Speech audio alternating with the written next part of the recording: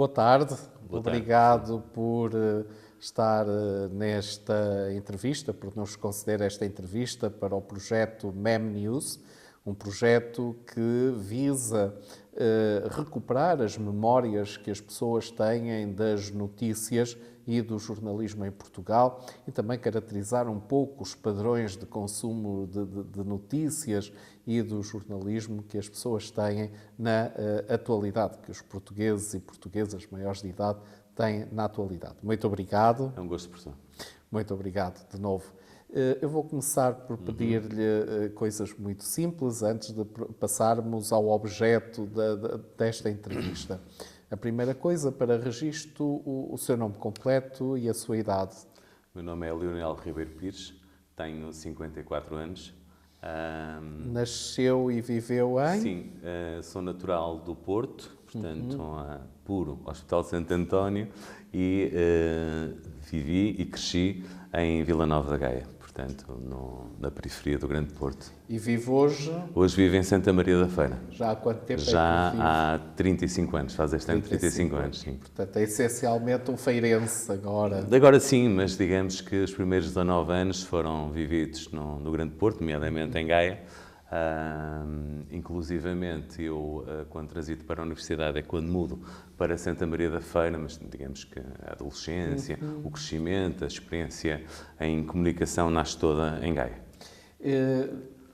A sua profissão, qual é? Podemos saber? Sim, minha profissão, eu sou gestor de empresas, portanto, atualmente estou com um projeto, como aconteceu em projetos anteriores, atualmente estou com a direção-geral de um projeto de um grupo multinacional para Portugal, portanto, em termos de designação profissional como Country Manager para o país. E qual foi o seu percurso escolar? Em que escolas andou? Até que formação é que teve e até que nível? Sim, portanto, eu fiz o percurso tradicional da minha geração, portanto, eu sou 1971, não é? Fiz a formação tradicional, a antiga escola primária, que ficava uns metros abaixo da minha casa, portanto, eu sou de brincar na rua, portanto, ia a pé para a escola e regressava, não é?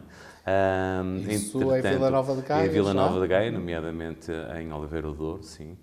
Depois, a seguir, vou para o ciclo, que nós designávamos, também em Oliveira do Douro, numa outra zona da freguesia, na altura na Gervide, e depois, a seguir, a transição para o liceu, como na altura designávamos, tinha que ser feita mesmo para a freguesia mais próxima do centro da cidade. No caso, Mafamudo, o famoso Liceu de Gaia, onde faço o 7º, 8º e 9º ano, e depois transito no 10º ano, por opção que não existia no Liceu de Gaia, para a Escola António Sérgio, onde existia a opção de Economia, no secundário. E depois o ensino superior? Depois o ensino superior, ingresso na altura, pelo menos no meu tempo, ou no meu caso em concreto, os testes psicotécnicos, a apetência era um bocadinho aquilo que parecia, e portanto na altura, por sugestão, pareceu-me bem, se calhar por influência também de ídolos que tinha na comunicação, entrar para Direito, efetivamente entrei para Direito, e o primeiro ano foi excepcional, consegui fazê-lo tranquilamente, digamos assim, e no segundo ano percebi que efetivamente não seria por ali, uma decisão muito difícil de tomar. Eu nessa altura já acumulava entre part-time e full-time com competências nos mídias, na comunicação social, aqui no Porto, e, entretanto, depois tomo a decisão de transitar para marketing, curso novo, em que a própria Universidade de Fernando Pessoa, na altura IXI, havia dois institutos, o IXI e o Erasmus, que depois são integrados no projeto Universidade de Fernando Pessoa, creio que em 96, portanto, já é anterior, estou a falar à volta de 92, 93, e inscrevo-me em marketing e faço marketing. Depois, em 99, ingresso aqui já neste edifício, na Universidade, para fazer, creio que das primeiras edições do MBA, em gestão de empresas da Universidade. Depois, entretanto, surge também o projeto de acreditação, ainda em curso, do primeiro mestrado em Ciências Empresariais, portanto, fizemos inicialmente a pós-graduação em Ciências Empresariais, entretanto, depois houve o despacho da portaria e continuei e fiz o mestrado em Ciências Empresariais, com especialização em Gestão de Empresas.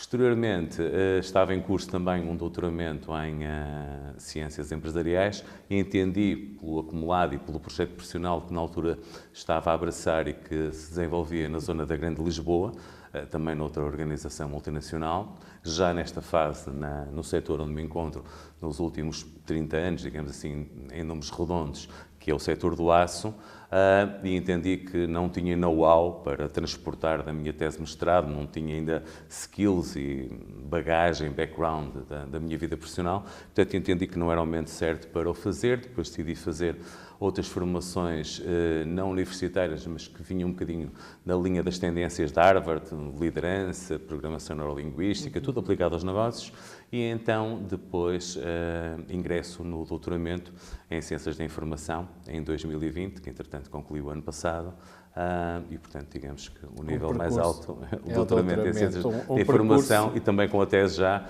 a afunilar para aquilo que é de facto a minha vida, a minha ciência, que são os negócios, uma vez que foi um case study sobre o Fórum Económico Mundial. Muito bem, um percurso escolar muito rico, os meus parabéns. Obrigado. Como é que descreveria o ambiente em que cresceu? Qual era a profissão dos seus pais? Eu fui muito feliz, tive uma infância muito feliz. Eu acho que posso... Viveu com os seus pais. Sim, com os meus pais e com o meu irmão, que é mais velho que eu, 16 anos, até aos 5 anos.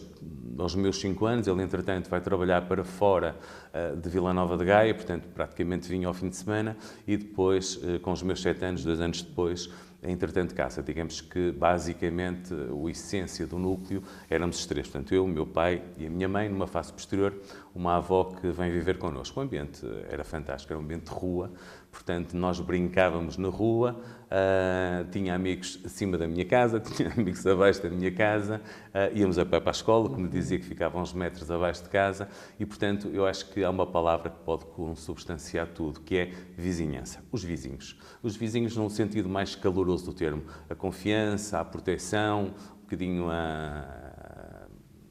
o lema do D'Artagnan por todos e todos por um, portanto, uma muito comunidade felizes, unida. Uma comunidade muito feliz, brincávamos todos na rua, inventávamos campos de futebol, enfim. Qual era a profissão dos seus pais? O meu pai era primeiro sargento da GNR, daí ter nascido no Hospital Santo António, porque realmente era porta com porta, portanto ali uma diagonal que ele fazia para estar perto na altura do meu nascimento. Era chefe de secretaria do Batalhão 4, o quartel do Carmo aqui no Porto. A minha mãe era doméstica, mas digamos que a sua vida vinha da atividade de proprietária agrícola na sua aldeia natal. Que era? Mondim de Basto. É Mondim de Basto, portanto ainda tem alguma, ou teve alguma conexão com muita Mondim conexão, de Basto? porque o meu pai, entretanto, quando nasci, o meu pai tinha 50 anos e ia fazer 51.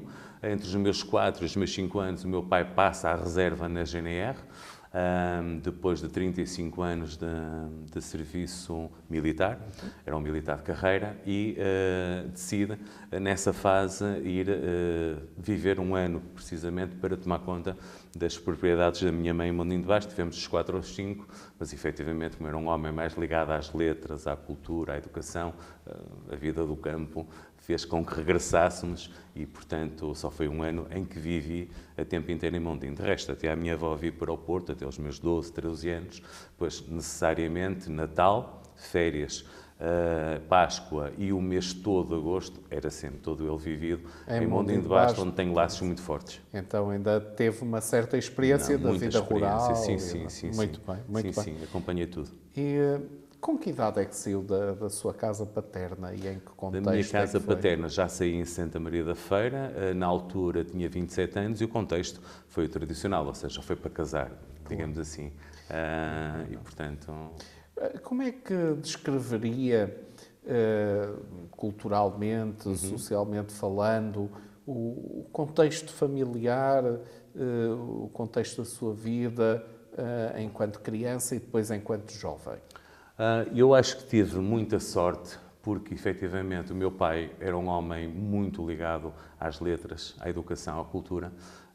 Notar que ele era de 1920, o que significa que em 1946, num Portugal muito rural e com um nível de literacia muito baixo, já era segundo sargento, portanto significava que já comandava postos da GNR, tanto que, nessa altura, pelas habilitações que ele tinha de formação na Academia Militar, já assumiu o cargo de chefe de secretaria aqui no Carmo, no Porto. Posteriormente, depois fez a carreira, subiu primeiro sargento. E, portanto, eu desde sempre estive ligado a um ambiente em que em casa sabia que religiosamente, nos feriados e aos domingos, o meu pai não abdicava de comprar jornal. Portanto, ainda havia o jornaleiro que entregava em casa e, portanto, se ele lia durante os dias úteis o jornal no quartel, depois ao fim de semana, nomeadamente ao domingo aos feriados, não abdicava de ter jornal em casa. Portanto, desde cedo fui incutido com esse espírito. Para além disso, pela diferença de idades com o meu irmão, também, precisamente por esta cultura de educação do meu pai, que sempre nos transmitiu, como eu costumo dizer, a brincar com ele, constituiu uma das primeiras fornadas pós-25 de Abril do ISCAP, o Instituto Superior de Contabilidade e Administração de Porto.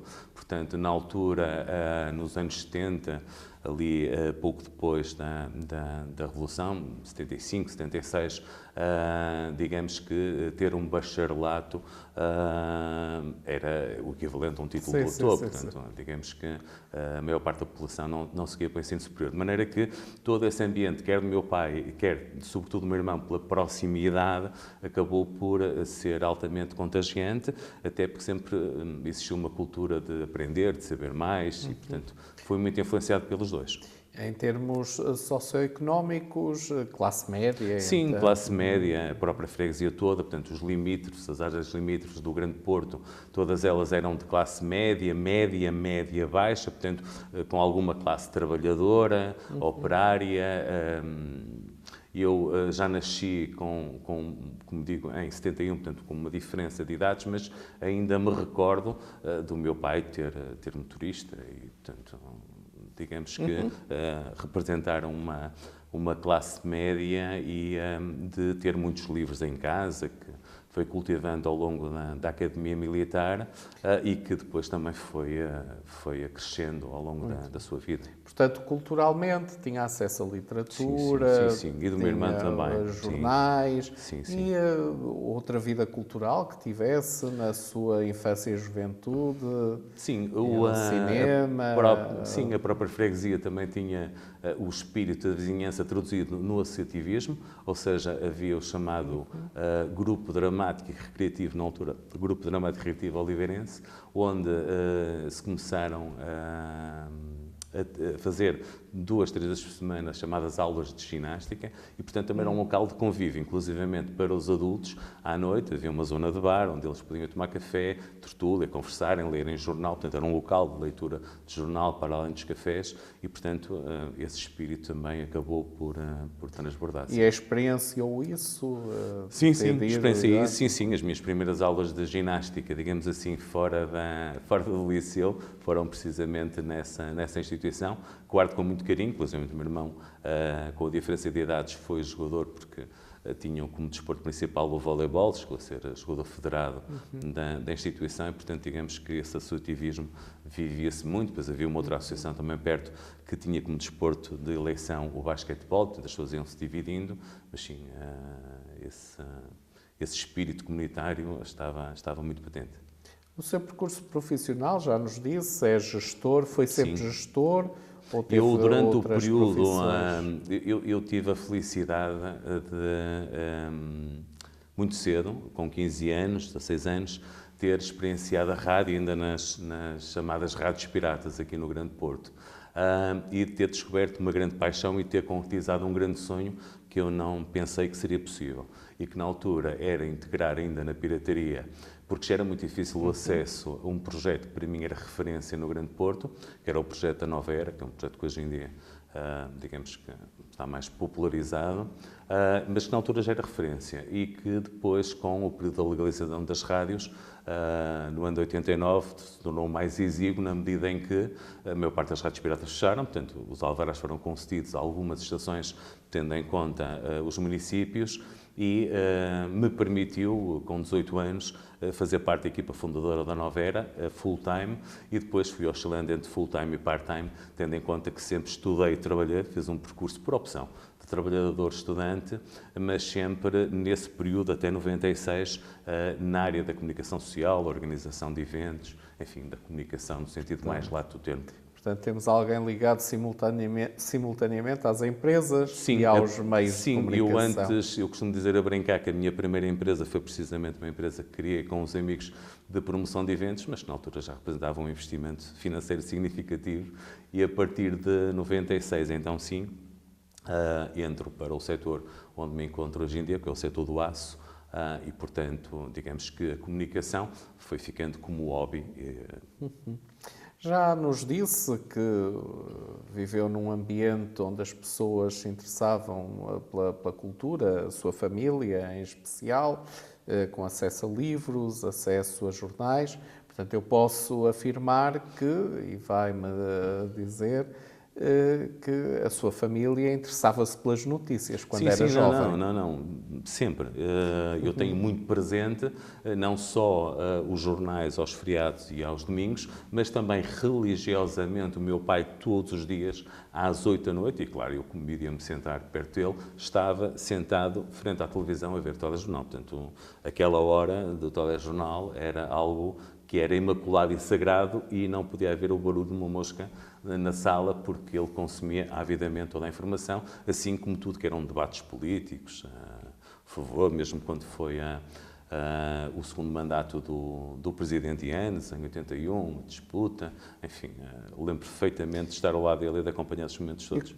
Costumavam comentar as notícias em casa? Sim, meu pai comentava sempre. Quais os temas? A política? Meu pai era, talvez pela formação também na Academia Militar, na GNR, creio que sempre teve uma grande apetência pela política. A ciência política era algo que ele tinha descoberto como paixão. Gostava muito de comentar a ciência política, mas também gostava de comentar a economia. Recordo-me do meu pai também, uma das tarefas que tinha sempre quase como religiosa e que adorava fazer era ir aos bancos, ver as aplicações. Na altura, claro, com as inflações, taxas de juros muito altas, portanto, sempre muito atento, muito observador. Lembro-me de, ainda numa fase muito precoce, na altura já fazer umas aplicações daquilo que aforrava em certificados de aforro, que já fugiam um bocadinho à lógica da banca, uma vez que eram contraídos no CTT, né? Nas ações do CTT, e, portanto, eu diria que as duas áreas preferidas do meu pai seriam a política e a economia. E, obviamente, no caso do meu irmão, muito mais ainda tudo o que era contabilidade, gestão e, sobretudo, a economia e as política, empresas. A economia, empresas. Sim, muito bem. Sim. Portanto, usavam, e no seu caso concreto, na sua juventude, via também o telejornal, acompanhava o seu pai, lia os jornais que ele levava para casa. Sim. Quais eram os jornais que recebia? Na altura é engraçado porque, efetivamente, como é um período em que há uma marcação de posição em termos ideológicos, é giro porque os jornais, como o professor sabe melhor do que eu, refletiam precisamente isso, nomeadamente aqueles que eram editados no Grande Porto. Portanto, meu pai preferencialmente lia o Comércio de Porto. Portanto, o jornalista sabia quais eram as prioridades. Tinha uma lista de prioridades. Portanto, primeiro, Comércio de Porto, caso tivesse escutado.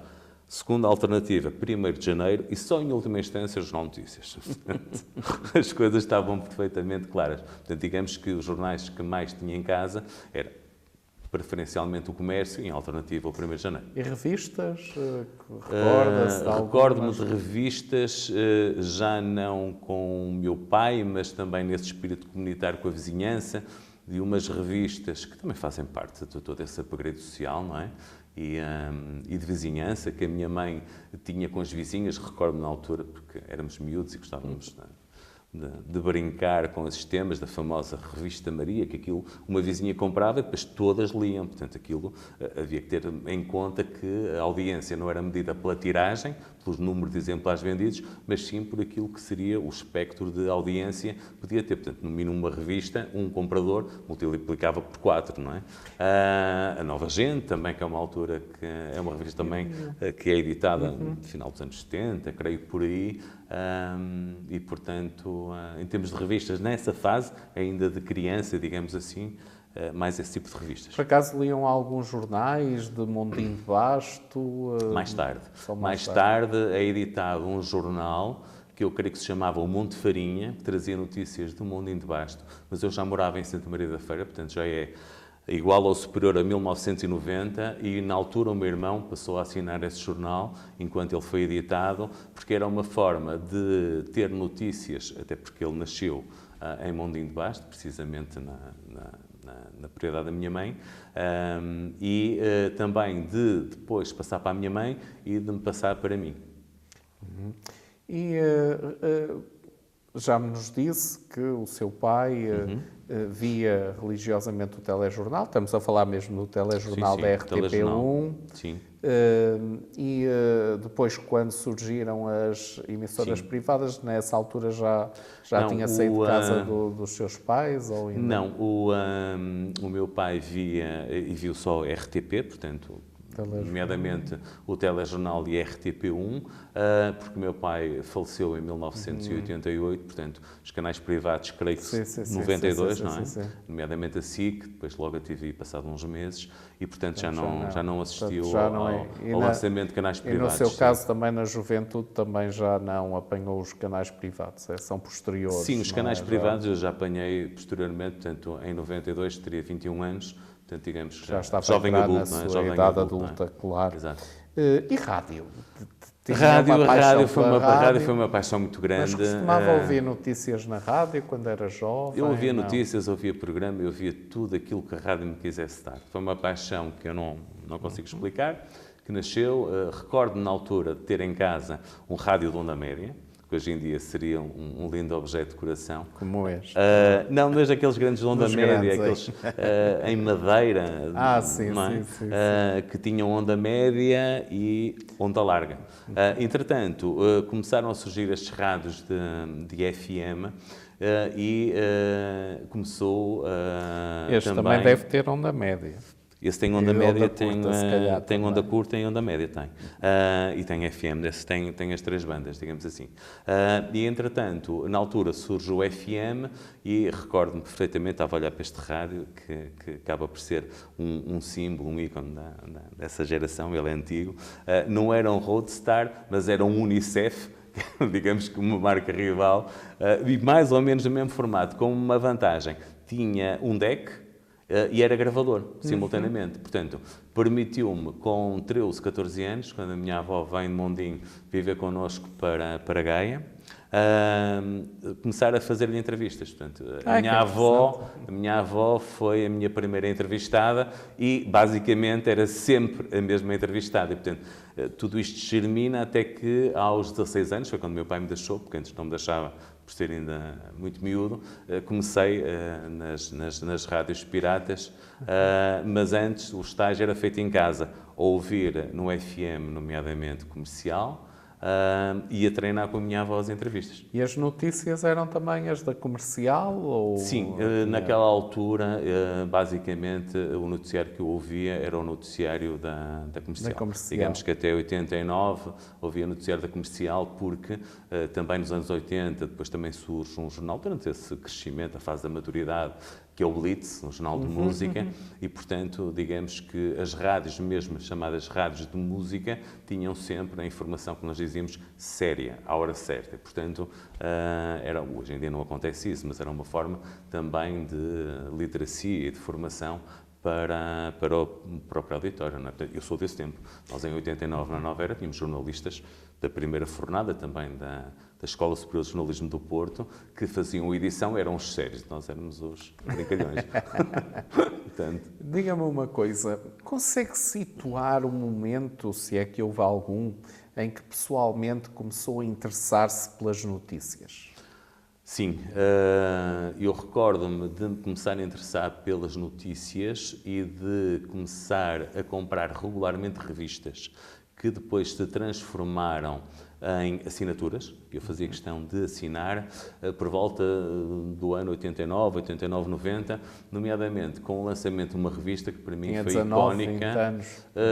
89 tinha 18, que foi icónica, que foi a revista Exame. Portanto, já uma paixão pelo mundo dos negócios, das empresas, na altura com figuras de capa de empresários que eu muito admirava e que devorava toda a informação que conseguisse ter, mesmo ao nível biográfico deles, no meu caso, para mim, de uma referência toda a vida, foi das primeiras capas da Exame, o engenheiro Belmiro de Azevedo, que depois acabou por ser também uma pedrada no charco no Grande Porto, na altura com o lançamento da Rádio Nova e posteriormente no ano a seguir, em 90, do Público, não é?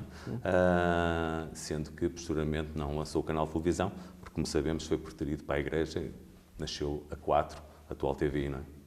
E o que o levou então a despertar essa curiosidade, esse interesse pelas notícias, foi essencialmente acompanhar a informação económica e empresarial. Sim. É curioso, eu também sou jovem. de uma geração, professor, em que nós fomos deparados em 1989 com algo que não sabíamos o que era. Que era uma coisa que se chamava, passa a expressão da coisa na gíria mais fofa, digamos assim, que era a chamada PGA, Prova Geral de Acesso. Portanto, aquilo que nos diziam era, a Prova Geral de Acesso é uma prova de cultura geral. Portanto, qual era o antídoto ou a preparação para a prova? Era comprar o Expresso. Porque se comprássemos o Expresso e lêssemos o Expresso, estaríamos preparados para a Prova Geral de Acesso. Portanto, a minha Prova Geral de Acesso foi feita a comprar o Expresso para esse fim. E depois, naturalmente, tornou-se uma adição. Posteriormente, nasce o Independente, com cronistas absolutamente e jornalistas absolutamente excepcionais, como o caso Paulo Portas, Miguel Chaves Cardoso, de quem era fã, e transito depois, numa fase seguinte, para o Independente. De uma geração fantástico, com revistas que hoje em dia ainda creio que terei na casa da minha mãe alguns exemplares daquelas revistas que mais me marcaram e que eu fiz questão de as guardar. Realmente foi um projeto que foi disruptivo, completamente disruptivo. E qual foi o primeiro meio de comunicação, no entanto, que se lembra de usar para aceder a notícias? Foi a televisão? Não, foi com o meu pai, ao lado do meu pai, a ver o telejornal. Sim, RTP1. O telejornal da RTP1, RTP1, ainda criança. Sim, ainda criança, certamente. sim. E depois as notícias também na Onda Média, não é? Tínhamos na Onda Média a Renascença, não é? Como canal de notícias, o meu pai também ouvia, não é? Aliás, havia 2 emissoras na altura, no famoso Rádio Onda Média, não é? O tal que seria um belo objeto de decoração, que eu me recordo de estar com o meu pai a ouvir as notícias, porque ele gostava de ouvir as notícias, e também havia na altura um projeto aqui no Porto que as era... notícias da Renascença. As notícias da Renascença, entenda, sim. Havia um outro projeto que era a Rádio Porto, que depois se sucedeu para a Rádio Comercial Norte, e que tinha uma equipa, ao domingo à tarde, é quando Pinta Costa, ali em 82, assume a presença do Porto, que era o Quadrante Norte, o som global, e, portanto, os relatos, portanto... Digamos que em minha casa, televisão e rádio e jornal sempre estiveram muito presentes, alimentados pelo meu pai. Na infância e juventude. Sim, infância e juventude, precisamente. E costumava ir ao cinema? Sim. Ainda se lembra de ver atualidades cinematográficas no cinema ou já não é do seu tempo? Eu recordo-me de começar a ir ao cinema, precisamente nos anos 80, e o cinema era um bocadinho a prenda do meu pai relativamente à minha avaliação escolar. Portanto, eu recordo-me que o cinema predileto era o Batalha e, portanto, os filmes que estivessem em cartaz, tendo as notas que ele entendia que eram as exigíveis, adequadas, iria ver o filme que tivesse em cartaz. Claro que nos anos 80, se escusado será dizer que me lembro do Rocky, do Rambo, posteriormente mais para o final do Já Platuna. não havia atualidades cinematográficas, não me recordo. E basicamente era muito centrado ali no Batalha. Creio que uma vez ou outra teria ido ao Aguedor, que era ao lado, hoje ainda creio que é um hotel, mas sobretudo o Batalha, ali a Praça da Batalha, não é? Portanto, lembra-se também já nos disse, de ler o Comércio, eventualmente o Janeiro, residualmente, pontualmente, o Jornal de Notícias, em casa. Em casa. E noutros lugares? Sim. Não, eu como falou-me da coletividade? Sim, na coletividade.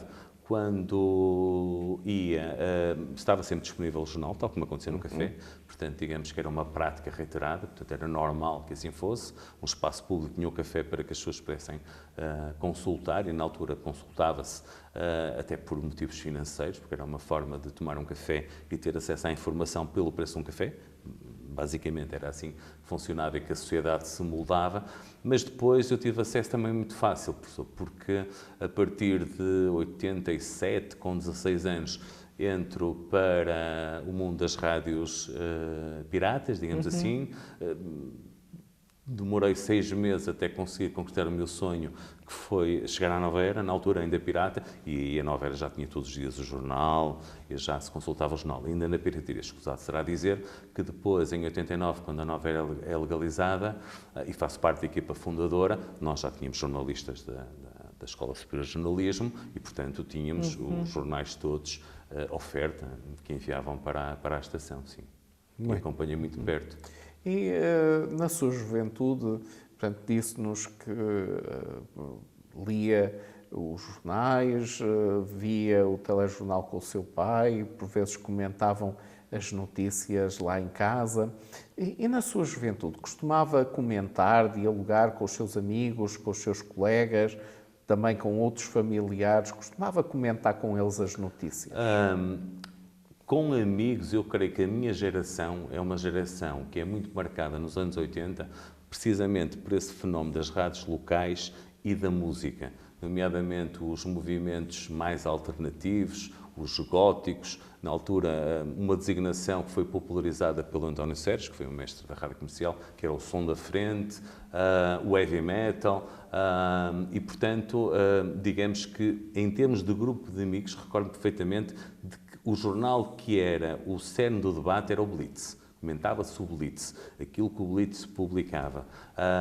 Não tanto em termos de atualidade. Muito ao redor da Sim, música. muito ao redor da música, dos temas fraturantes do crescimento, da maturidade, da juventude, da música. Há também esses, mas também sim. temas sociais também comentavam, sim, a partir das notícias. Sim, claro, a partir das notícias, até porque naturalmente que os músicos representavam e representam o papel de um líder da opinião, do opinion maker, e portanto é fácil conseguir perceber que em 80 e tal, um Zé Pedro dos Chutes e Pontapés era uma personagem que nós tentávamos também socialmente desconstruir, perceber o porquê da forma como se vestia, como falava, como se posicionava, o Rui Reininho, que foi também disruptivo na forma de comunicar, de se apresentar, portanto também nos levava para essa vertente social e cultural mais alternativa, chamada underground, não é? Depois, entra na idade adulta, já depois dessa fase de jovem adulto, mas entra na idade adulta. Continuou a ler jornais e revistas, para além da Exame, que pelos vistos é do Expresso. Sim, eu aí, nessa fase, provavelmente já estaria como assinante e como estive ligado à comunicação social, embora alternando períodos entre part-time e outros em full-time, portanto, estava sempre que ia à estação, praticamente se não era todos os dias, era quase, se tivesse a full-time seria necessariamente todos os dias, mas eu em part-time, digamos que era raro o dia que não iria, portanto estava sempre lá. Mas depois de abandonar a rádio, continuou a ler? Não, depois de abandonar, continuei sempre a consumir. Eu recordo-me que quando entrei para o setor do aço, em 96, ao fim de semana, comprava religiosamente o Independente, portanto mantinha o Independente, mas de compra semanal, devoção mesmo, clube de fãs, e o Semanário Económico na altura.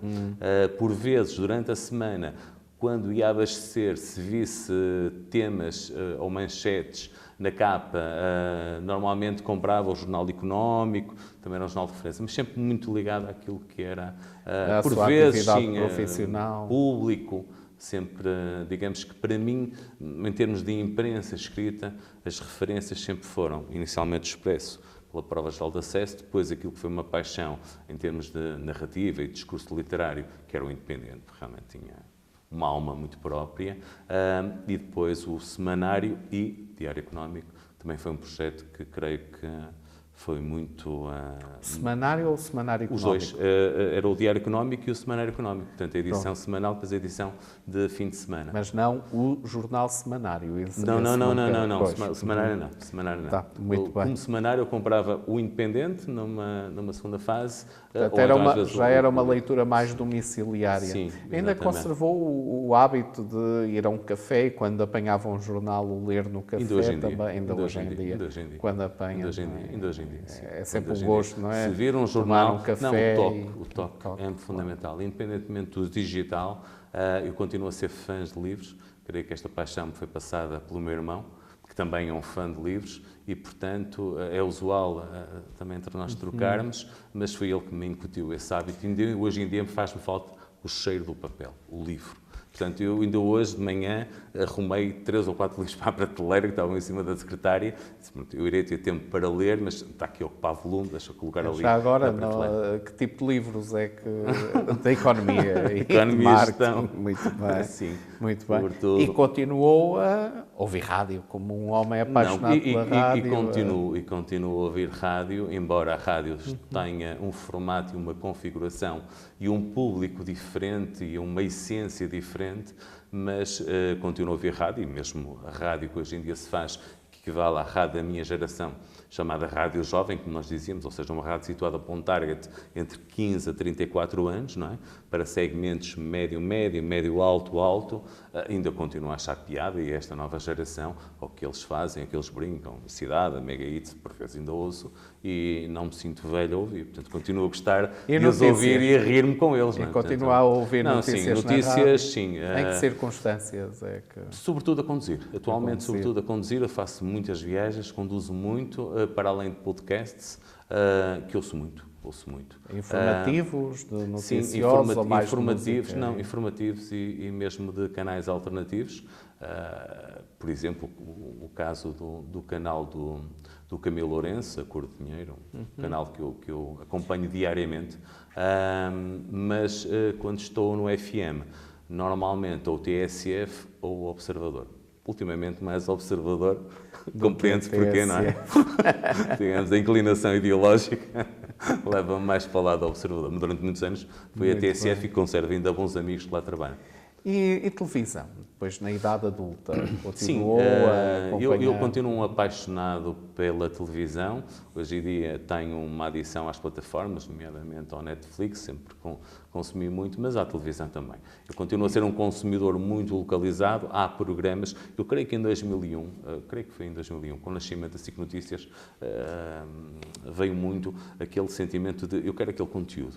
Imagens de marca ou, enfim, qualquer outro produto que tenha. Na altura nascem produtoras que acabam por produzir conteúdos para depois vender esses canais do cabo, como se dizia. Portanto, habituei muito a consumir especificamente determinados conteúdos. Hoje em dia, tirando aquilo que é normal, porque se estiver em casa numa hora de refeição, seja a hora do almoço, seja ao jantar, tenho sempre tendência para o telejornal, portanto, faz parte de mim. É RTP1 ou...? Não, eu, muito honestamente, há muitos anos que, em termos de informação, e creio que as marcas e os canais são pessoas e têm o seu estilo próprio, eu gosto muito do estilo de apresentação e de comunicação do Zé Alberto Carvalho, e, portanto, digamos que eu saltito um bocadinho.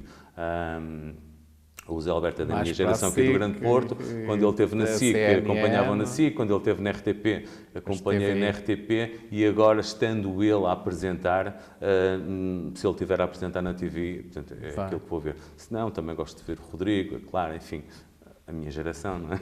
Claro. E com quem cresci, onde sinto conforto e credibilidade naquilo que estou a ouvir. Programas de televisão, informativos, vê alguns... seleciona... Sim, pela lógica do conteúdo. Pela lógica do conteúdo ainda eu continuo a fazer. E vê no momento ou normalmente? Não, normalmente agora aciona a opção da box. Não, da box. Para gravar. E permite-nos, porque basicamente isso acontece ao fim de semana, e portanto ao fim de semana com a box, lá vou eu procurar o conteúdo e vê-lo. Durante a semana é extremamente complicado. Televisão durante a semana, tirando o telejornal à noite, pouco mais. E é essencialmente em casa. Portanto, essencialmente em casa. Tem memórias de ver televisão em alguma coletividade, no café? Não. É raro? Não tenho. Nunca tenho. Não Muito bem. E diga-me então, o seu consumo de notícias mudou ao longo do tempo? Já nos deu algumas pistas sobre isso. Como é que caracteriza essas mudanças?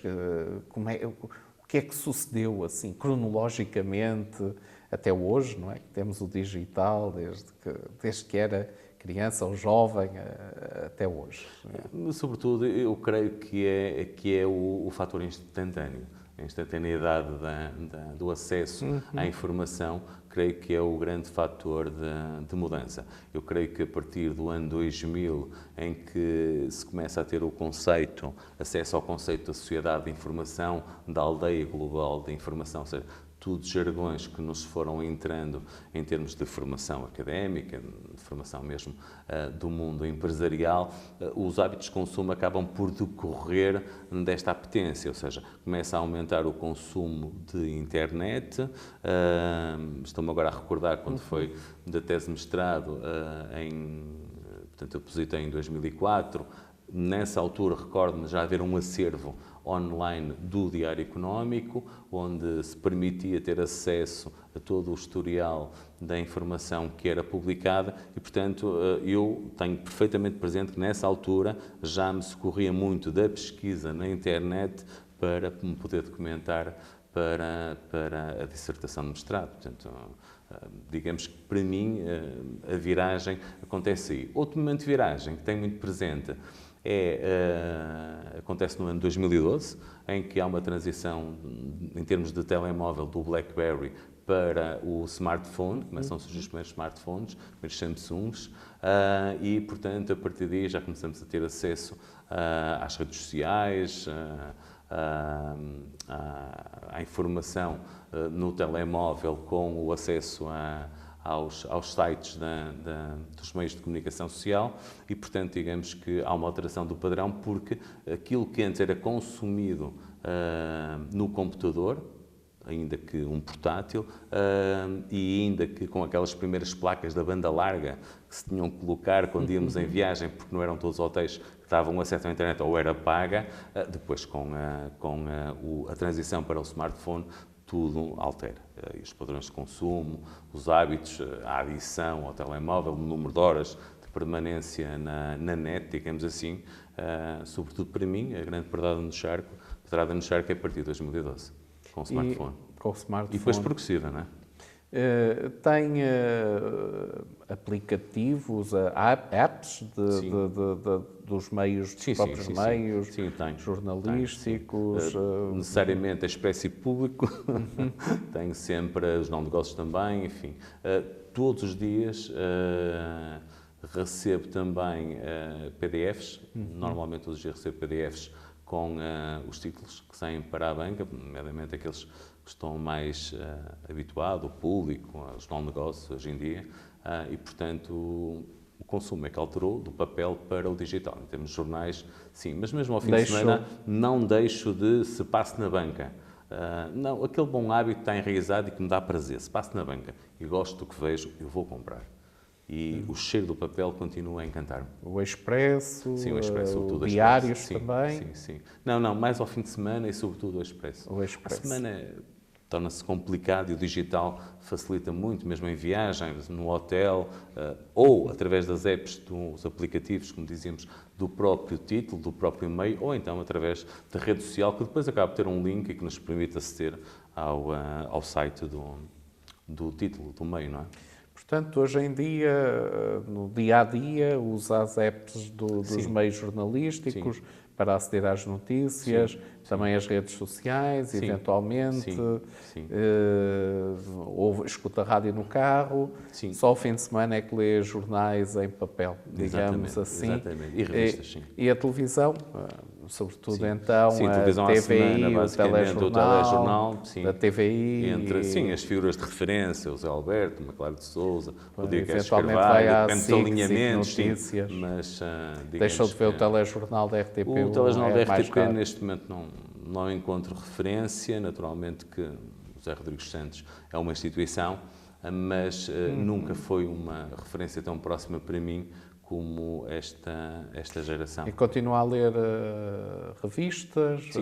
Sim, também recebo digital, ao fim de semana, a Visão, sábado. Lembro-me quando a Sábado surgiu, comecei também a ler a Sábado, uma alternativa à Visão. Comprava na altura na banca, comprava à sexta-feira Recordo que na altura estava com um projeto em Lisboa e regressava à sexta-feira a casa e comprava na bomba de serviço, ia abastecer e comprava a sábado e comprava o Expresso, nessa altura já não havia Independente, e trazia para depois ter leitura de fim de semana para mim e para a família, para a minha esposa também, sobretudo. Pronto. Costuma receber aqueles boletins noticiosos que os meios jornalísticos enviam por e-mail? Sim. Recebe de quais já agora? Neste momento, eu, por acaso ainda há pouco tempo eu tenho uma tendência compulsiva para a informação e para a leitura, daí esse acumular às vezes de livros também, e há dias estive a fazer uma segregação, para ser mais simpático e dizer que não foi uma limpeza, mas foi. Neste momento mantenho a recepção dos jornais do dia, portanto, para ter uma noção daquilo que está em banca, não é? Transversal, continuo a gostar de ver, sim, de forma diagonal tudo que está na banca.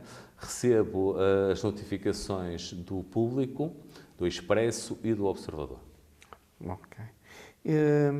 Podcasts também já não? Há uma outra notificação também que está sempre ativa no meu telemóvel, mas essa até surge via WhatsApp, são as notificações do Fórum Económico Mundial. Naturalmente me habituei a tê-las de uma forma mais instantânea ainda, mais imediata, e que as conservo porque é uma organização que muito admiro, portanto mantenho, mesmo depois da tese, essas notificações ativas. Essas entram por WhatsApp. Também já nos disse que consome podcasts e videocasts. Consome? Também consumo videocast. Neste momento, a nível de videocast, acho que há um projeto muito giro também que está a ser desenvolvido, que é um projeto que tem a ver com uma ideia pioneira, mas tem muito ADN português, do Miguel Milhão, que é o presidente e o fundador da Prozis, e que é o Quinto Império, portanto costumo assistir aos vídeos semanais que ele publica e acompanho de perto. O próprio canal A Cor do Dinheiro também tem videocast, o caso do Think Tank, com comentadores de referência na política e na economia nacional e internacional, e que também faço questão de consumir assiduamente. Digamos que há produtos, há conteúdos de referência que fazem parte da minha alimentação diária e semanal, de atualização. Ao longo de todo este tempo, e sendo um consumidor tão intenso de notícias e de informação jornalística, lembra-se de alguma ou de algumas notícias que lhe tenham causado forte impressão? Sim. Recordo-me, ou estou-me a recordar neste momento, de ter acompanhado de forma muito próxima a tragédia da ponte entre os rios. Na altura, recordo-me que o canal que mais acompanhei em termos de cobertura jornalística foi precisamente a SIC Notícias. Na altura foi impactante e aquela cobertura que eles encetaram ressoou muito em mim. Recordo-me também ter acompanhado de forma muito intensa a cobertura do 11 de setembro de 2001, portanto, nas Torres Gêmeas. Pronto, e agora está-me a passar algo que é lugar comum, mas recentemente também fiz questão de acompanhar a cobertura da partida do Pinto da Costa, por razões também acabam por proximidade ser de proximidade, e então acabei por também acompanhar, inclusivamente fazendo zapping entre os principais canais de notícia. Portanto, acompanhou essencialmente pela televisão. Acompanhei pela televisão e permanentemente em zapping. Poderia aferir precisamente a questão da desinformação, ou da ideologia, ou do clubismo, ou de uma posição mais inclinada, digamos assim. E, portanto, do ponto de vista analítico, deleitei-me a ver essa cobertura e, portanto, tive permanentemente e acontecimentos mais antigos da sua juventude? Recordo-me de um acontecimento que acompanhei muito e que, inclusivamente, eu acho que foi a única perninha que eu fiz no jornalismo, porque na minha geração nós tivemos a possibilidade, nós, animadores, tivemos a possibilidade, ou locutores, como quiserem chamar, tivemos a possibilidade de fazer uma formação na altura numa instituição que o professor conhece melhor do que eu, que era o Senjor, a formação prática, digamos assim, de jornalistas. Eu, na altura, entendi que não queria fazer, porque sempre tive maior apetência pela animação. No entanto, em 91, com a Guerra do Golfo, precisamente porque a estrutura, na altura, porque a Nova Era sempre foi uma rádio de música, não é? Nós tínhamos jornalistas, um ou dois, não é? E, portanto, todos tínhamos também fazer uma perninha, porque, efetivamente, na altura, apesar de ser um produto e uma rádio jovem, o tema era muito intenso e era muito apelativo. E, portanto, a audiência queria. E nós, animadores, também tivemos que fazer escala e também fazer o papel de jornalistas para estar permanentemente a vir à antena com atualizações. E eu filo. Portanto, esse foi um acontecimento que me marcou bastante. Houve, agora pensando ao longo da sua vida e do consumo de notícias ao longo da sua vida, houve alguma notícia que tenha mudado a sua vida? Em algum aspecto?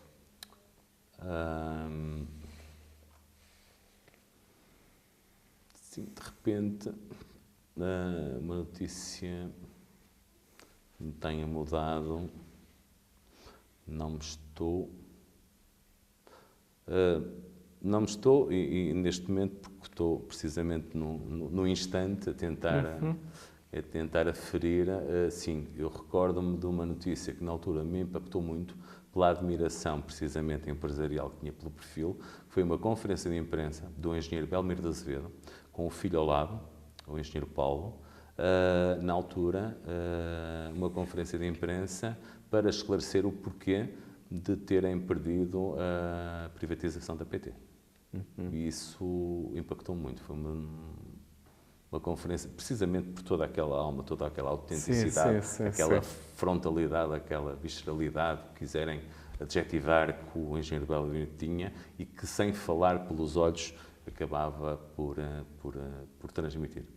Esse foi um momento que, na altura, me marcou, porque, precisamente por admirá-lo, ressoou-me como um momento de forte liderança na adversidade, na perda, e, portanto, serviu-me de motivação. Agora, também falando sobre isso, uma outra figura pública que também, na altura, também em termos de comunicação, como comunicava, como liderava, também me impactou e me motivou e serviu de exemplo. Foi precisamente o Mourinho que tivemos no Futebol Clube do Porto e que nos permitiu ganhar a Liga Europa e a Liga dos Campeões, né? Na altura a Taça UEFA, não é? Taça UEFA não, sim, atualmente a Liga Europa. Liga Europa, exatamente. Antiga Taça UEFA. Antiga Taça UEFA. E, nós ainda somos do tempo da Taça UEFA em Sevilha, não é? Já tem uma vida, já é um adulto bastante jovem, digamos assim, bom, maturo. Já lidou com vários meios de comunicação, com notícias, portanto, vários meios de comunicação jornalísticos, sim, ou com jornalismo em vários meios de comunicação. Fazendo agora um balanço, qual considera que foi o meio de comunicação que mais o marcou na sua vida? O Independente. Em termos de rádio, imprensa, televisão, okay, foi o Independente? Em termos de projetos de comunicação social. Imprensa, sem dúvida alguma, o Independente, personificado e pessoalizado em Paulo Portas e em Miguel Esteves Cardoso, indiscutivelmente. Em termos de rádio, a Nova Era. A Nova Era. Foi uma grande paixão e acho que foi algo também novo. Em grande medida também porque trabalhou lá. Sim, e porque foi um projeto inovador. Eu creio que foi das primeiras rádios do país a tratar os ouvintes por tu. Não havia essa cultura, a comercial, do final dos anos 80, a RFM não tratava um ouvinte por tu, era por você. A Nova Era teve essa ousadia de tratar por tu e depois lançar produtos que foram completamente inovadores e mesmo disruptivos em termos de consciência, como tenham sido programas como o Terminal do Engate e coisas assim engraçadas que lá foram desenvolvidas. Justamente por esse aspecto de agitar consciências, de levar ao pensamento crítico, de abanar socialmente, eu acho e precisamente também porque lá trabalhei, portanto há aqui uma ligação emocional muito forte. Para mim foi o grande projeto em termos de rádio. Atualmente reconheço identifico muito com o projeto rápido e de grande ascensão, quer em termos de notoriedade, credibilidade e também de audiência do projeto da Observador. Inicialmente no online, atualmente também já com emissão em FM. Creio que atualmente, do ponto de vista jornalístico, como meio de comunicação social, Observador nas duas plataformas, rádio online, funciona muito bem. Como televisão, o projeto que mais me marcou foi, sem dúvida, a SIC. Eu sou um fã, confesso, da capacidade de gestão do José Eduardo Muniz. Reconheço que a ousadia de lançar o Big Brother e o facto do Rangel não o ter querido para a SIC, não o ter querido comprar enquanto conteúdo internacional, aquilo é Endemol, creio eu, foi um retrato real daquilo que é o tecido socioeconómico e cultural do país.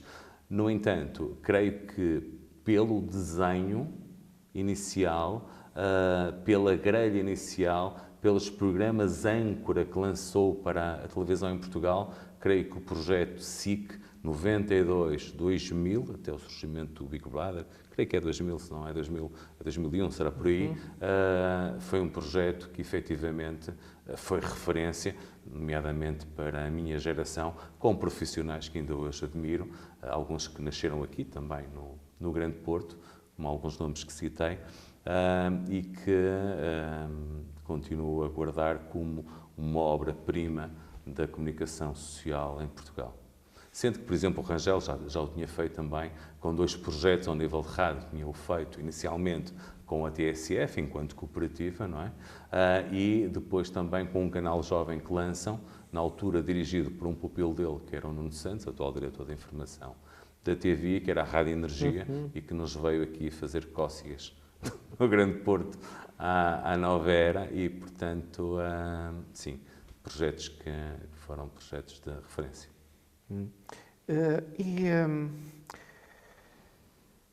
As notícias que consumiu, agora também fazendo um balanço, afetaram ou influenciaram a sua compreensão dos acontecimentos? Sim, sem dúvida. E eu sempre tive uma tendência muito grande para fazer zapping, a partir do momento em que começamos a ter diversidade de canais. Eu creio que as boxes, quando casei em 98 já havia boxes, portanto já havia canais de cabo, já dava para fazer zapping mesmo internacionais. Sempre procurei, mesmo com aqueles que existiam, tentar compreender os diferentes posicionamentos e procurar aquilo que seria o lado B das notícias, ou seja, aquilo que estava atrás do holofote, a zona mais sombria, para tentar discernir se havia uma inclinação, se havia uma posição ideológica, se havia um clubismo, se fosse o caso de desporto, enfim, tentar compreender aquilo que me estava a chegar e a forma como iria ou não assimilar, podia assimilar ou rejeitar, e, portanto, sempre tive essa tendência, essa observação. Se calhar por ter começado num meio muito cedo e saber como é que se produz informação e entretenimento. Mas acredita que elas influenciaram as notícias, influenciaram a forma como compreende o mundo? Sem dúvida. E a visão do mundo, sim, sem dúvida. E com comentadores de referência, que ainda hoje em dia são personalidades que muito me influenciam. Como, por exemplo? Eu recordo-me na altura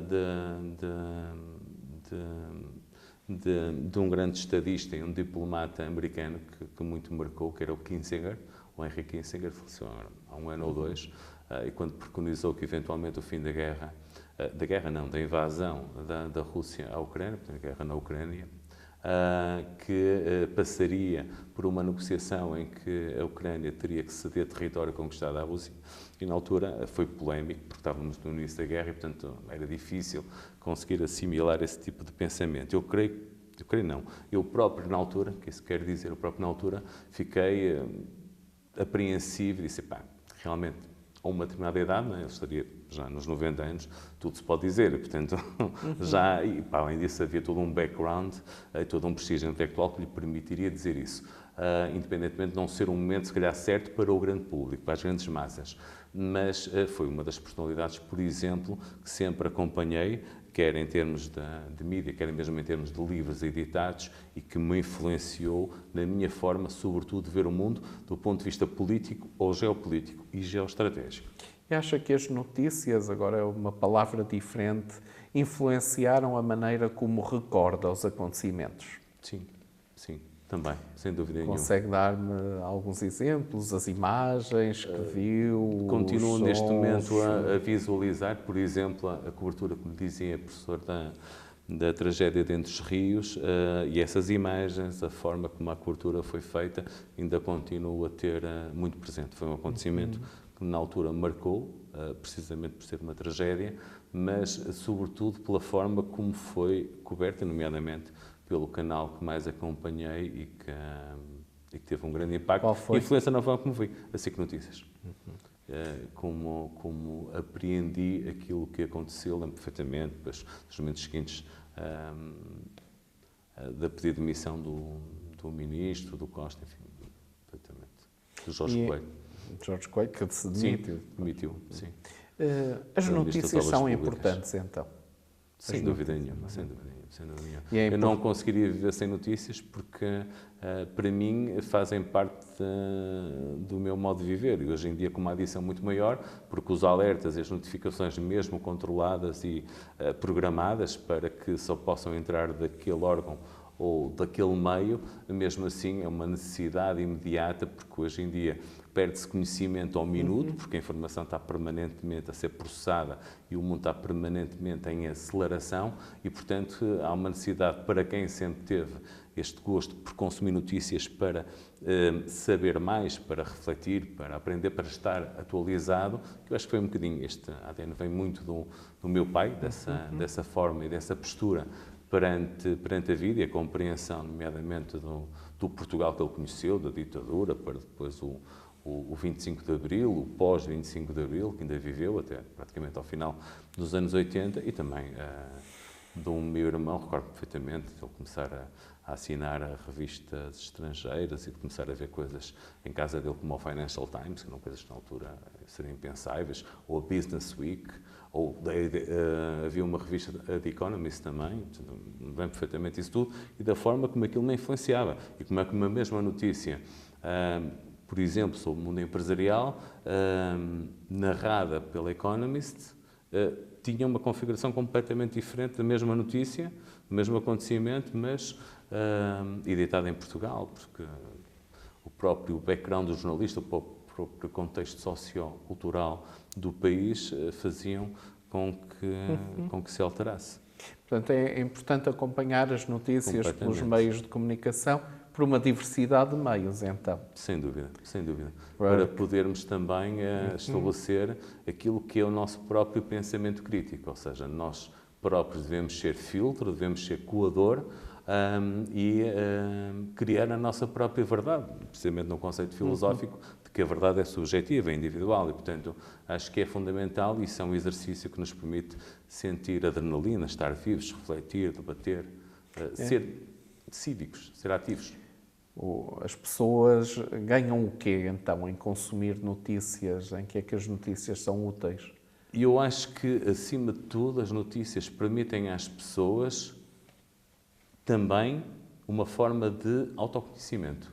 Porque a partir do momento em que colocam em causa as suas verdades e estabelecem um debate com os próprios botões, as levam a crescerem pessoalmente, aquilo que hoje em dia poderíamos chamar de desenvolvimento pessoal. Ou seja, as notícias provocam este debate interno e, portanto, são motor para que as pessoas possam permanentemente colocar em causa aquilo que sabem e aquilo que possam ser verdades, até num sentido mais dogmático em determinadas fases da vida, e que depois, ao longo da vida, com o consumo de novas notícias e com um debate mais aberto, em que estamos disponíveis para não ser tão dogmáticos e analisar outros prismas, outras perspectivas, nos permitirem sentir que, efetivamente, enquanto substância pensante, estamos mais evoluídos, não é? Mas acha que as pessoas estão abertas a notícias que contradigam as suas crenças, os seus valores, as suas expectativas? Será sempre difícil, não é? E, portanto, teremos sempre uma tendência, por mim próprio falo, de nos inclinarmos para os meios de comunicação que acabam por ter um posicionamento ideológico ou editorial mais próximo daquilo que são as nossas crenças, convicções, ideologias, enfim. No entanto, tento fazer um esforço também por ouvir o contraditório, ou seja, aquilo que possa ser a verdade. E na política isso é muito fácil, não é? Porque acabamos por conseguir ter os dois aspectos, não é? E hoje em dia, infelizmente, até numa perspectiva mais extremista, em que saímos muito do centro e temos os extremos. Portanto, nos permitem comparar aquilo que a extrema-direita, enfim, um exemplo mais fácil de posicionar, diz face àquilo que a extrema-esquerda está a dizer sobre uma mesma matéria da atualidade que vai influenciar a felicidade e o bem-estar de toda a sociedade. Portanto, em que é que a sociedade ganha em ter notícias e em ter jornalismo? Eu acho que aquilo que a sociedade ganha é precisamente uma autodeterminação, uma capacidade de pensar por si, pensar pela sua própria cabeça, no sentido de leitor-cidadão, e depois, na altura certa, que será a altura de ir às urnas, exercer a sua cidadania de uma forma mais esclarecida, ou, se me permitir também uma expressão de gíria, menos em complexo de rebanho. Eu continuo a acreditar que a educação é aquilo que pode mover o mundo, nomeadamente onde neste momento ainda temos uma polarização menos desenvolvida, o caso da África ou do Sudeste Asiático, e que efetivamente conseguimos medir, mesmo em estudos científicos, que quando passamos informação, quando essa informação se transforma em conhecimento, efetivamente, como dizia o nosso patrono, Fernando Pessoa, a partir do momento em que a mente se expande, ela jamais se volta a comprimir, portanto, jamais volta ao estado original, portanto. Não há nada melhor para o ser humano do que usar a sua racionalidade para fazer algo tão brilhante como pensar, que depois pode permitir empreender e, com isso, produzir riqueza, gerar postos de trabalho, gerar rendimento e criar uma sociedade mais equitativa. Não é? E disse-nos já que usa hoje em dia uma panóplia de meios para aceder às notícias, as apps dos meios jornalísticos, vê podcasts, vê videocasts, continua a ter jornais em papel, sobretudo ao fim de semana, acompanha as notícias pela televisão, em particular pela TVI, também pela SIC Notícias e pela SIC.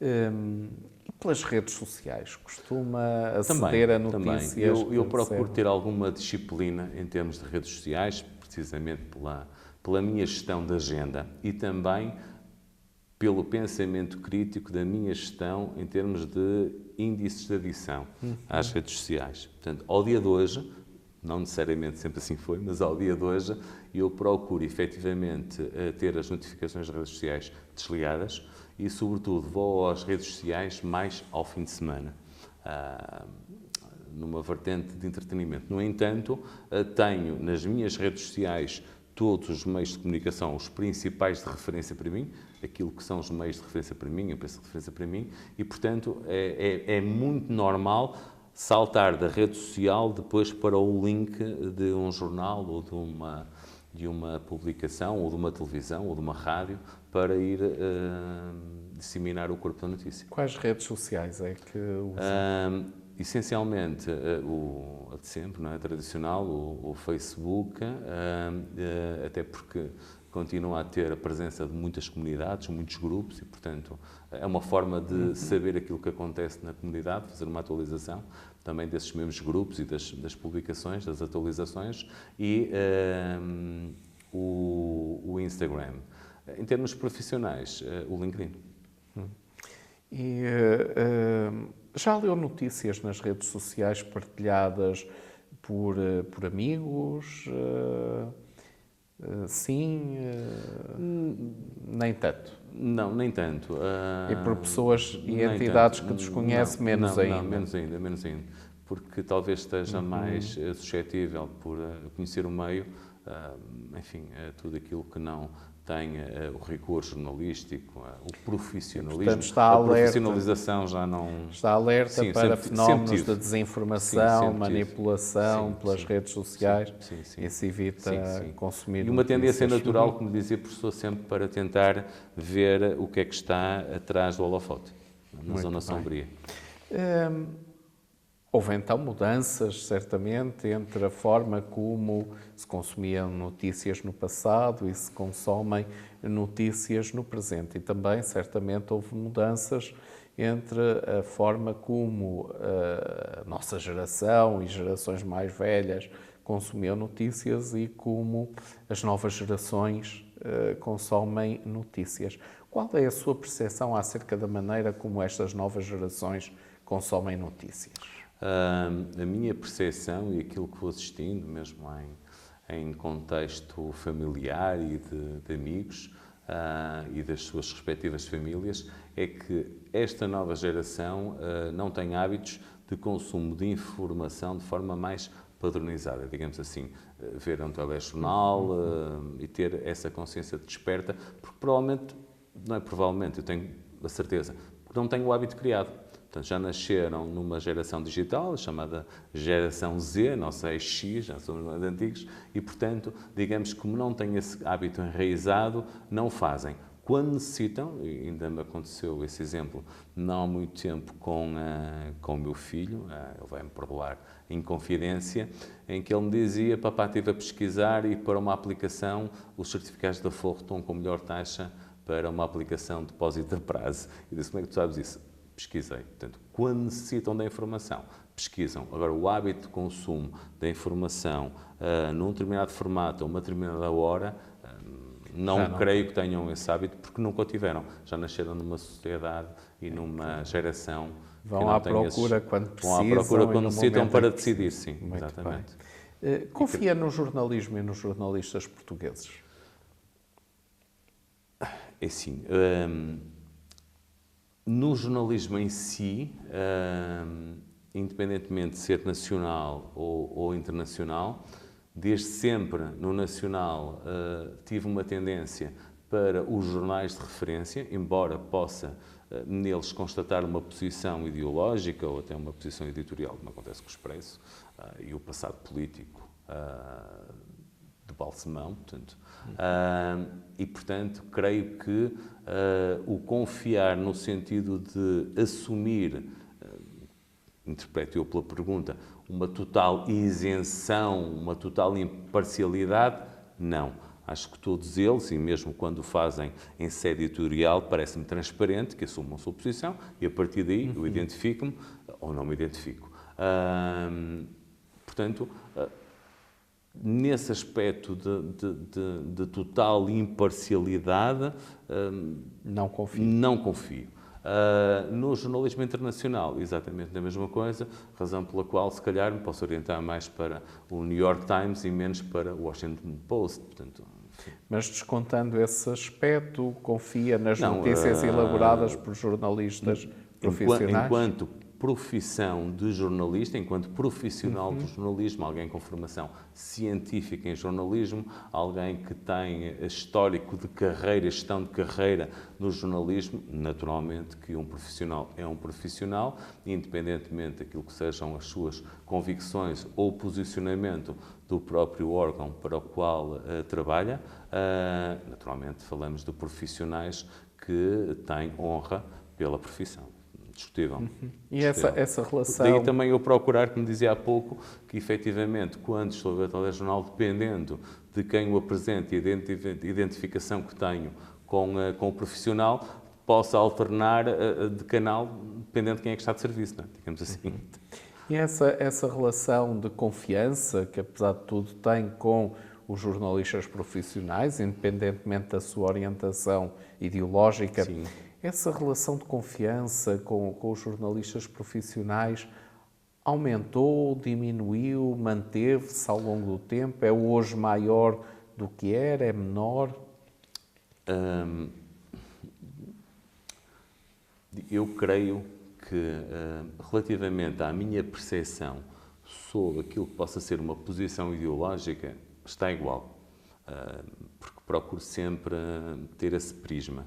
Relativamente ao facto de estarmos numa sociedade onde a desinformação corre com mais facilidade e de uma forma mais imediata, mais instantânea, nomeadamente através das redes sociais, eu creio que o papel do jornalista profissional, com os princípios do jornalismo, de rigor, da isenção, da averiguação de factos, do contraditório, cada vez serão mais necessários, porque efetivamente nós transitamos numa sociedade em que tínhamos um broadcaster, depois tínhamos uma multidão de espectadores, para agora um conceito em que cada um de nós, com um telemóvel, é um broadcaster e, portanto, daí a informação não fidedigna, não cruzada, não filtrada, não confirmada, enfim, ou seja, as pessoas não são jornalistas, não se regem pelos códigos deontológicos da profissão e, portanto,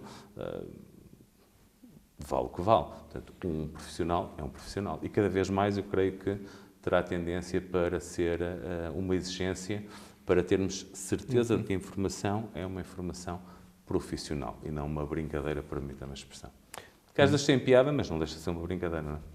Portanto, também já nos disse, continua a usar uma panóplia de meios de comunicação para aceder às notícias, para aceder à informação, portanto, jornais, inclusivamente jornais em papel, revistas em papel, também digitais, televisão, rádio, várias maneiras de aceder à web.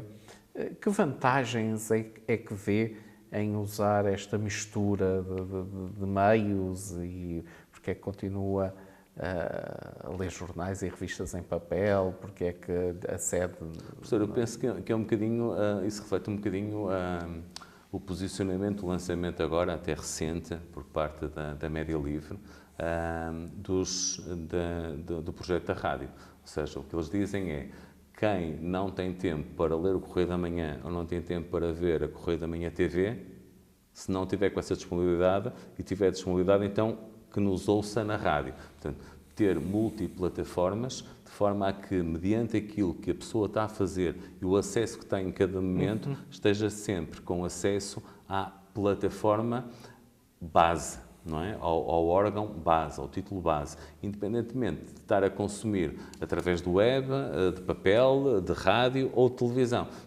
Diz que é um bocadinho dentro desta lógica também. Mediante aquilo que eu estou a fazer e os meios de que disponho, pois se estou em viagem, ou FM, ou eventualmente um podcast, ou um videocast, obviamente com um telemóvel pousado, não conduzir, está completamente fora de questão. Portanto, utilizar o áudio do videocast, depois estou em casa, mais descontraído, fim de semana, ou à hora de jantar, com disponibilidade para estar a ver o telejornal. Portanto, digamos que há sobretudo a facilidade de escolher qual é a plataforma mais conveniente para o momento em que estou. E, portanto, hoje em dia toda esta panóplia permite-nos ter acesso permanente à informação, adequando a forma como a recebemos, não é? Viveu em vários contextos geográficos, mais até do socioculturais ou culturais, mas viveu no Porto, mas também tem a experiência de Mondim de Basto, viveu em Oliveira do Douro, em Santa Maria da Feira. O contexto geográfico, considera que o contexto geográfico influenciou ou influencia também nos dias que correm o acesso às notícias? Eu creio que, sobretudo numa fase de juventude, o facto de ter vivido em contexto urbano, como é o caso de Gaia, nos permitia um outro acesso que admito que na altura não existia, por exemplo, em Mondim de Basto. Eu recordo-me quando andava no Liceu de Gaia, portanto, 7º, 8º e 9º ano, tinha o cartão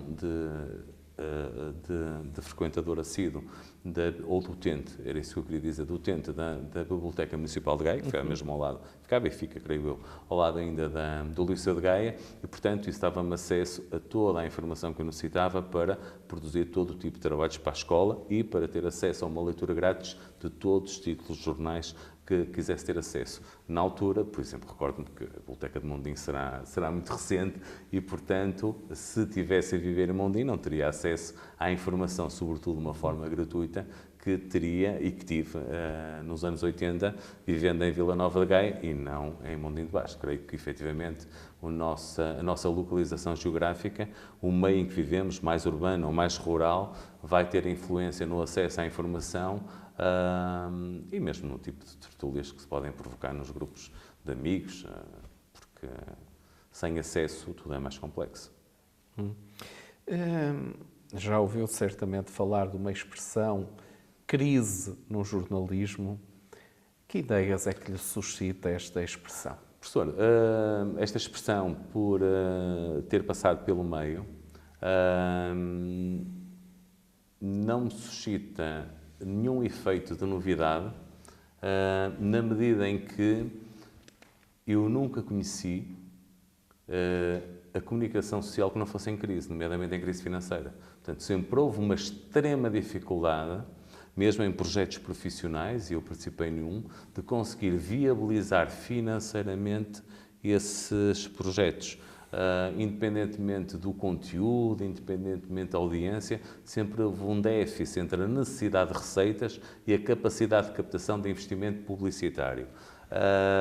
E a verdade é que, se situarmos, por exemplo, num intervalo de tempo de 35 anos, 36 anos, 89, 2025, aquilo que na altura eram razões críticas para a dificuldade dessa profissionalização da comunicação social continua a existir. Pegando um exemplo muito recente, as rádios que a Média Livre, através da injeção de capital que foi feita pelo acionista principal, que é o Cristiano Ronaldo, fez ao adquirir as rádios de frequência da antiga Rádio Festival aqui no Porto e da Superboc em Lisboa, ao grupo do Luís Montes, acontece precisamente pelas dificuldades financeiras que existem na música de coração, inclusivamente, segundo aquilo que foi noticiado, penhoraram o próprio nome, o próprio registro de patente.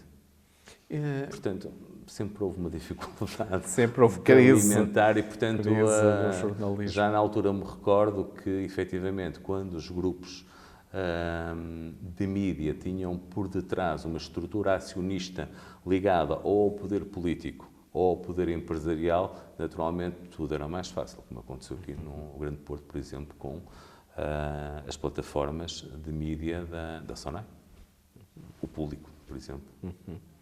E como é que vê então a evolução do jornalismo em Portugal desde a sua juventude até hoje, assim de uma forma geral? Como é que a caracterizaria? Eu creio que, em termos de influência pelo brilhantismo intelectual, pela capacidade de transmissão de conhecimento, e estou a falar com o professor, estou-me a recordar agora, nos anos 80, ainda no tempo da RTP, de figuras que me marcaram muito e que me inspiraram. O caso, olha, que se calhar até também podem explicar um bocadinho, ainda que na altura pudesse ser de forma inconsciente, ou seja, sem percepção objetiva de, a minha ida para Direito, Margarida Amarante, Miguel Sousa Tavares, enfim, estamos a falar de jornalistas com uma formação base em Direito, por exemplo, não é? E que, efetivamente, tinham todo um conhecimento do Direito e mesmo da própria ciência política, que depois, no exercício do jornalismo, tinham uma capacidade de nos alimentar, de nos enriquecer, de nos trazer informação e conhecimento. Portanto, aí, a esse nível, não creio, hoje em dia continuamos a ter excelentes jornalistas, excelentes comentadores e, portanto, creio que aí não haja uma grande diferença. Acho que a diferença, sobretudo, está na capacidade de consumo instantâneo. Antigamente, nós tínhamos que esperar pela hora certa para ver aquele conteúdo. Se não o víssemos, não havia repetição. acontece a repetição, mas é a partir do final dos anos 80, quando começam a surgir os vídeos beta e VHS que dava para gravar. Mas mesmo assim, ainda se tivesse alguém em casa para conseguir gravar aquele conteúdo. Portanto, se perdíamos, normalmente perdia-se, não conseguíamos. No dia a seguir, poderíamos ver aquilo que era uma notícia redigida num jornal, só comentando aquilo que foi um debate político no dia anterior ou qualquer outro acontecimento. Mas em si, por exemplo, se fosse televisão ou rádio, se não fosse no momento, perdia-se. Hoje em dia, no caso das televisões com as boxes, no caso dos rádios também com os sites e o acesso às livrarias online que eles acabam por disponibilizar com todos os conteúdos áudio, enfim, tudo se torna muito mais fácil. Hoje em dia um RTP Play acaba por um TV Player, enfim, acaba por nos permitir... Eu acho que sobretudo é facilidade e o acesso. O jornalismo de hoje cumpre o seu papel na sociedade, então? Creio que sim. Creio que sim. Creio que continuam a existir, mesmo nestas gerações mais novas, excelentes jornalistas, profissionais que têm uma grande paixão pela profissão, que investigam, que trabalham, que procuram superar-se, que procuram criar o seu próprio branding, a sua própria marca enquanto jornalistas e, portanto, continuamos a ter exemplo de profissionais capazes e dedicados. Como sempre foi e como sempre será, ou seja, sempre teremos profissionais dedicados e exemplares e que acabam por motivar e ser exemplo de referência para, e teremos também sempre os outros, ou seja, os opostos e os diâmetros opostos vão sempre coexistir, mas acho que sim, continuamos a ter gente que nasce para o jornalismo, permita-me a expressão. Gostaria de acrescentar algo mais sobre as notícias, o jornalismo em geral, o jornalismo português, os jornalistas portugueses, para concluirmos esta entrevista? Eu creio que, mais do que nunca, precisamente porque o ser humano, numa perspectiva mais filosófica, sempre teve uma dificuldade muito grande de refletir, de autocrítica, de autoconhecimento, sempre teve uma capacidade maior para se entreter do que propriamente para refletir e para ser autoexigente. Com esta disponibilização multimédia que hoje em dia temos, como vemos nesta nova geração, um bebê vai ao restaurante e só se acalma com um tablet na mão. Estamos a falar às vezes de bebés com 2 anos. Portanto, como é que é possível que já saibam onde é que existe o Play, onde é que mudam de site ou de app, não é? E isto leva a que, efetivamente, as pessoas acabem por ter menos tempo de reflexão, menos tempo de autoconhecimento. Aquilo que me preocupa mais hoje em dia é precisamente que não coexistam hábitos que são essenciais e que depois podem impedir, inclusivamente, que a sociedade possa ter consequências nefastas ao nível da saúde, nomeadamente a mental, com doenças que decorrem da chamada vida moderna e que assentam no facto das pessoas deixarem de ter tempo para passear na natureza, deixarem de ter tempo para ler um livro, deixarem de ter tempo para estar a ler um jornal ou uma revista sem estar permanentemente atentas ao telemóvel e às notificações. E, portanto, o que eu acho que sobretudo faz falta neste momento é balanceamento, é equilíbrio no consumo que fazemos e na forma como articulamos a nossa vida profissional, a necessidade de estarmos permanentemente atualizados, porque a informação sempre foi poder de decisão, sempre foi o supremo poder, como dizia o Toffler, portanto, continuo a acreditar nesse pressuposto que para mim marcou muito, um dos autores também que marca muito, assim como o Kenichi Ohmae, com o conceito da informação e da sociedade da informação e do conhecimento no chamado continente invisível, ou seja, que no fundo é o mundo atual, ou aquilo que ele designava de mundo.com, não é? E eu creio que é por aí que poderá assentar o futuro das novas gerações. Ou seja, conseguirem ter um equilíbrio entre aquilo que é a essência do ser humano, os tempos que tem para estar consigo, para meditar e os tempos que necessita de estar online. Se houver desequilíbrio, pois naturalmente, pois ao nível daquilo que são os comportamentos desviantes, a saúde mental, vamos ter consequências nefastas, porque não é ecológico. Portanto, não sendo ecológico, entra em colisão. Muito obrigado por nos conceder esta entrevista. Obrigado pelo convite. A sua entrevista depois será tratada e Obrigado. iremos recolher dados que nos interessam para o nosso projeto. Claro que sim. Muito obrigado. Felicidades pelo projeto, professor. Muito obrigado. Muito obrigado. Muito obrigado. Gostei meu. Obrigado.